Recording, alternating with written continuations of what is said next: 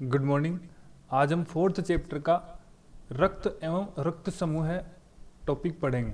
ठीक है, तो हम बात करेंगे पहले रक्त की, ब्लड की, कि रक्त क्या होता है। तो रक्त एक तरल संयोजी उत्तक है। क्या है? एक तरल संयोजी उत्तक है जो गाढ़ा चिपचिपा व लाल रंग का द्रव्य होता है। यह क्षारीय प्रकृति का होता है।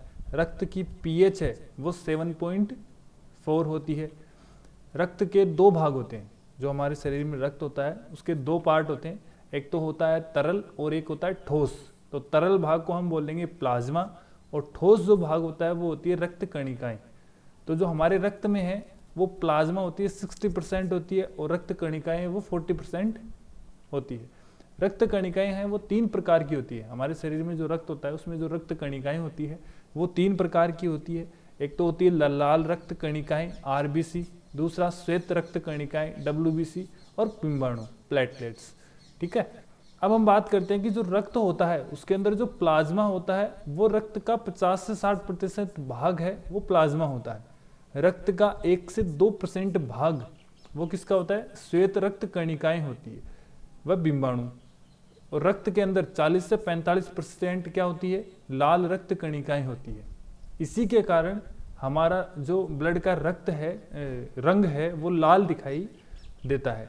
ठीक है, फिर हम बात करते हैं रक्त कणिकाओं के कार्य। जो हमारे शरीर में जो रक्त कणिकाएं होती है आरबीसी डब्ल्यूबीसी और प्लेटलेट्स, इनके काम क्या है हमारे शरीर में। तो सबसे पहले अपन बात करते हैं लाल रक्त कणिकाएं की। लाल रक्त कणिकाएं क्या होती है? रक्त की सहायता से हमारे शरीर के हर भाग में गैसों का परिवहन व विनिमय करती है।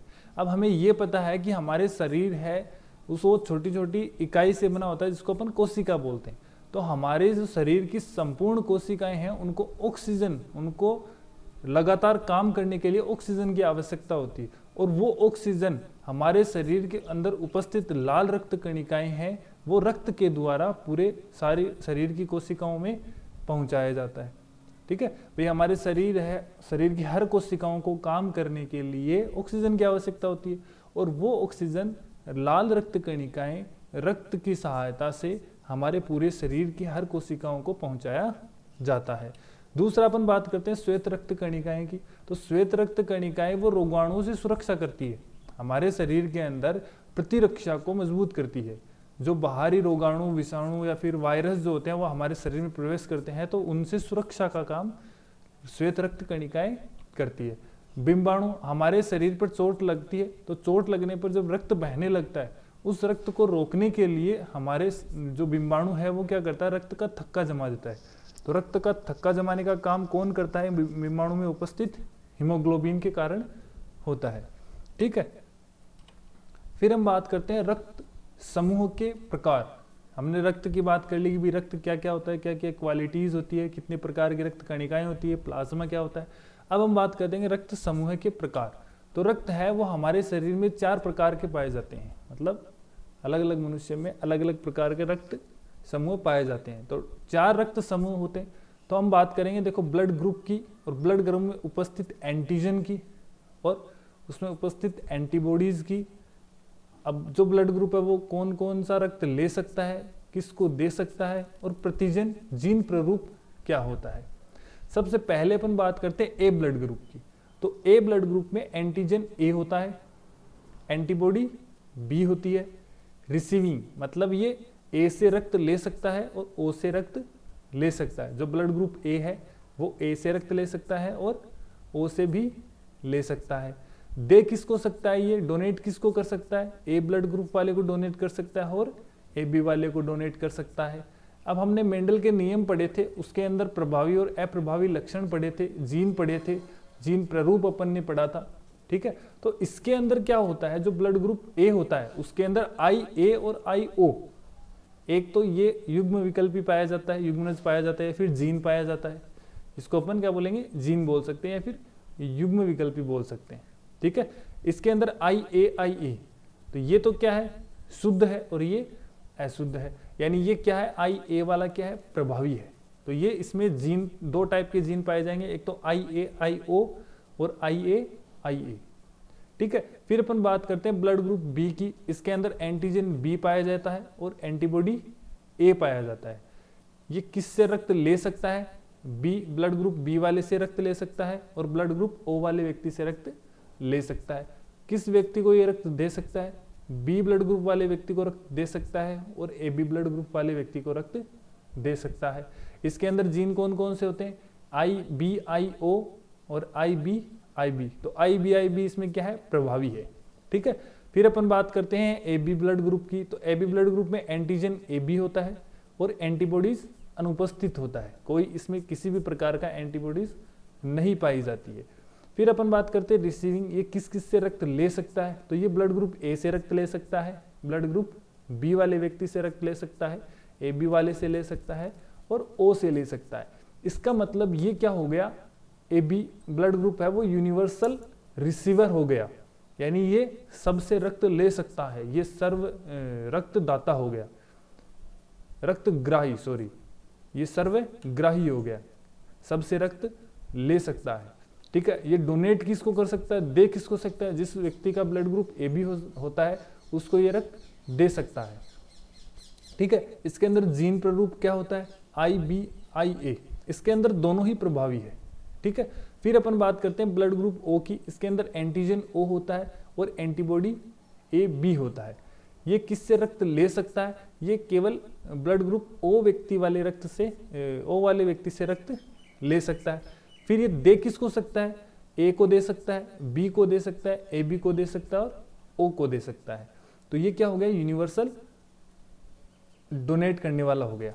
ठीक है ना, ये सर्वदाता हो गया, यानी सबको रक्त दे सकता है, डोनर हो गया, सर्व यूनिवर्सल डोनर हो गया ये। ठीक है, इसके अंदर जीन प्रारूप कौन सा होता है? आई ओ इसका जीन होता है। ठीक है, तो फिर अपन आगे बात करते हैं RH कारक। तो देखो अब क्या होता है कि ये सब अपन देखने के बाद में भी क्या होता है कि जैसे ए ब्लड ग्रुप वाला है वो किसको दे सकता है? ए और ओ को दे सकता है। लेकिन कभी कभी क्या होता है, ए ब्लड ग्रुप वाला जब ए और ओ को देता है उसके पश्चात भी व्यक्ति की मृत्यु हो जाती है। तो वो क्यों हो जाती है, किस कारण हो जाती है, वो अपन देखते हैं। इसके अंदर एक जीन और होता है RH कारक, उसकी वजह से क्या होता है? व्यक्ति की मृत्यु हो जाती है। जैसे अपन ए वाला किससे ले सकता है? ए वाले से ले सकता है, बट ए वाले से लेने के पश्चात भी किसी व्यक्ति की मृत्यु हो जाती है। क्यों होती है? क्योंकि उसके अंदर एक प्रतिजन और पाया जाता है RH कारक। ठीक है, वो अपन देखते हैं कि क्या होता है RH कारक।